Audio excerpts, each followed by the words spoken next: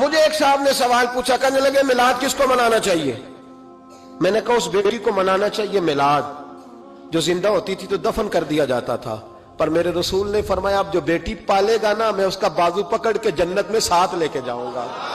میں نے کہا میلاد اس ماں کو منانا چاہیے جس کا بیٹا گلے میں رسی ڈال کے ماں کو منڈی میں بیچ آتا تھا۔ میرے مصطفیٰ کریم نے فرمایا جنت 7 آسمانوں کے اوپر سدرۃ المنتہا کے پاس تھی، پر میں نے وہاں سے کھینچ کے لا کے ماں کے قدموں کے نیچے رکھ دی ہے۔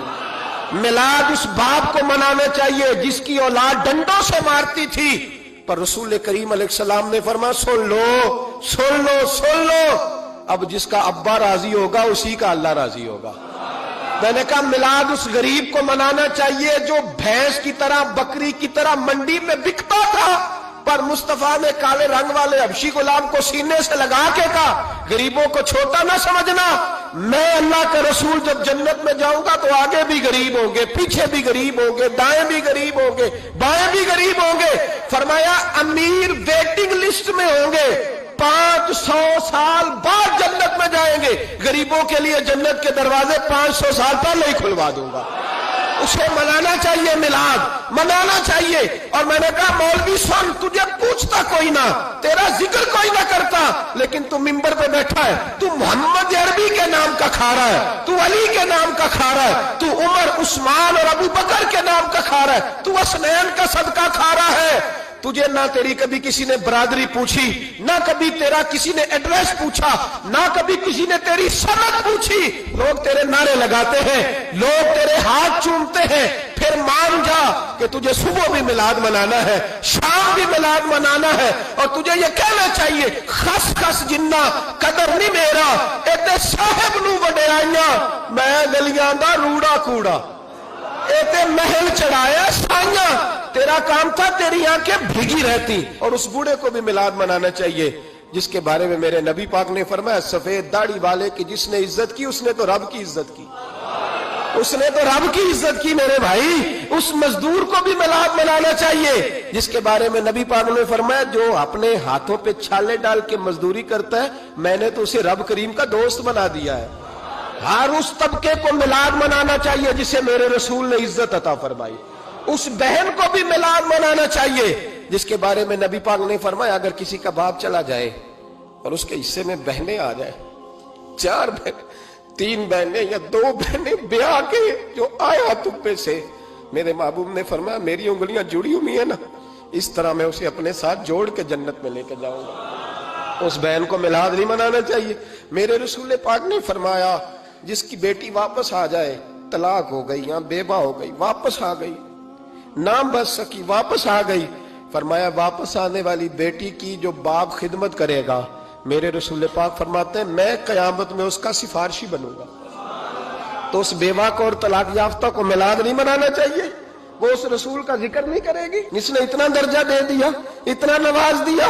اور تجھے تو صبح و شام میلاد میلاد کرنا چاہیے تھا، تجھے تو صبح و شام درود درود کرنا چاہیے تھا، سلام کے گجرے بھیجنے چاہیے، یا رسول اللہ یا رسول اللہ کہتے تیری زبان جو ہے وہ ہر وقت تر رہنی چاہیے تھی، تو بحث کر رہا ہے، تو اس پہ دلیلیں دے رہا ہے، تو اس پر باتیں کر رہا ہے۔ حضرت عمر سے پوچھنا، حضرت عمر سے، جناب اسامہ بن زید رضی اللہ تعالیٰ عنہ حضور کے غلام تھے، نبی پاک ان سے بڑا پیار کرتے تھے۔ ایک جنگ میں پیسے آئے تو حضرت عمر فاروق رضی اللہ تعالیٰ عنہ نے 25,000 دیا اپنے بیٹے کو، اور اسامہ بن زید کو 50,000 دینار دیے۔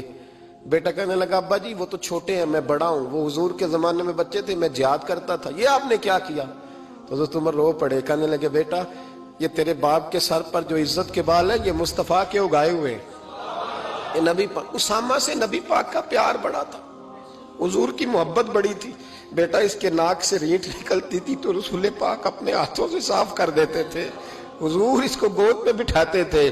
میں کیسے بھول جاؤں رسول پاک کے احسانات کیسے۔ حضرت عمر جا رہے تھے تو مکے کے رستے میں ایک تنا آیا، کھجور کا خشک تنا، حضرت عمر نے اس کو بازوؤں میں لے کے رونا شروع کر دیا۔ عمر کیا ہوا؟ کہنے لگے یہاں تو میں اونٹ چرایا کرتا تھا، یہاں اور میرا باپ مجھے مارا کرتا تھا، دیکھو آج عمر نعرہ لگاتا ہے تو کیسر و کسرا کام، او بھائی اصلہ نال جے نیکی کریے، ہاں ہاں ہاں ہاں اصلہ نال جے، اصلہ نال جے نیکی کریے تے وہ نسلاں تاک نہیں بھول دے ہاں بے اصلاں نال نیکی کریے تے پھل کنڈیاں نال تول دے. اور سن تیری دنیا بھی حضور کے صدقے بنی اور تیری قبر میں بھی کوئی ساتھ نہیں جائے گا, کوئی ساتھ نہیں جائے گا. قبر میں بھی مصطفیٰ کریم صلی اللہ ہو. اور دیکھنا قبر کے اندر بھی کبھی کوئی گیا ہے؟ قبر میں بھی رسول پاک, قبر میں بھی رسول پاک, قبر میں بھی رسول پاک. میرے استاد فرمایا کرتے تھے بتاؤ جس قبر میں نبی پاک آئیں گے وہاں عذاب کیا ہونا ہے؟ جب حضور ہی آ گئے تو عذاب کیا ہونا ہے؟ نبی پاک تو جدھر سے گزر جائیں رب وہ جگہ جنت بنا دیتا ہے. وہاں کیا عذاب ہونا ہے؟ وہاں تو دیدار ہونا ہے. تیری قبر میں بھی نبی پاک.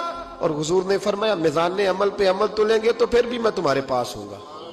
حضور علیہ السلام نے فرمایا پل صراط سے گزرو گے تو پھر بھی میں تمہارے پاس ہوں گا. اور میرے رسول پاک علیہ الصلوۃ والسلام نے فرمایا جب تم جنت میں جانے لگو گے تو پھر بھی میں تمہارے. تو بتا تیرے رسول تو ہر وقت تیرے ساتھ ہیں, تو کب کب نبی پاک کے ساتھ ہوتا ہے؟ تو بتا نا تو کب کب نبی پاک کے ساتھ؟ میں چھوٹے جلسے کا قائل ہوں, لمبی محفل میں گزارش کرتا ہوں دوستوں سے کہ لمبا جلسہ نہ کرو. لیکن ایک جگہ پہ میں گیا تو ایک بڑے پڑھے لکھے آدمی نے مجھے کہا مولانا ان کو سمجھائیں, آدھی رات تک بٹھائے رہتے ہیں, ان کو سمجھائیں. میں نے کہا میں سمجھاؤں گا پر آپ بھی ذرا اپنا لب و لہجہ تھوڑا دھیما کریں.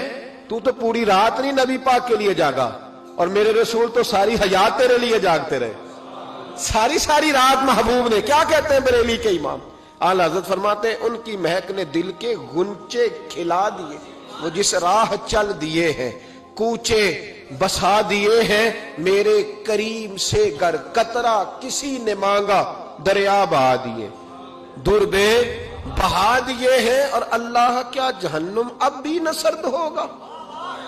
اللہ کیا جہنم اب بھی نہ سرد ہوگا؟ رو رو کے مصطفیٰ نے دریا بہا دیے, رو رو کے مصطفیٰ نے.